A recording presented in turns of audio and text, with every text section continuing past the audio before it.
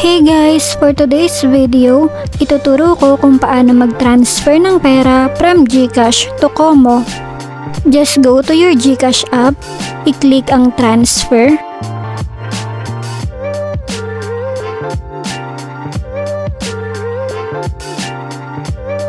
Hanapin at piliin ang East West Rural Bank /Kumu.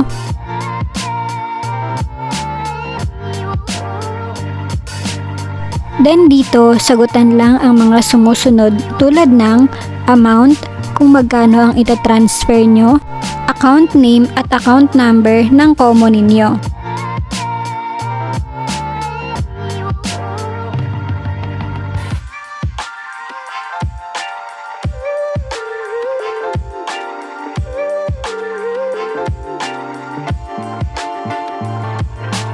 At kapag na-fill outan nyo na ang lahat ng kailangan, i-click ang Send Money.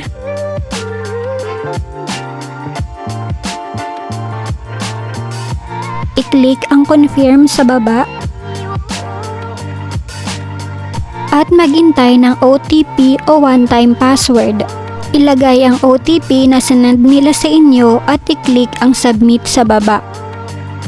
And after a few moments, may na-receive din agad akong pera sa aking Kumu account.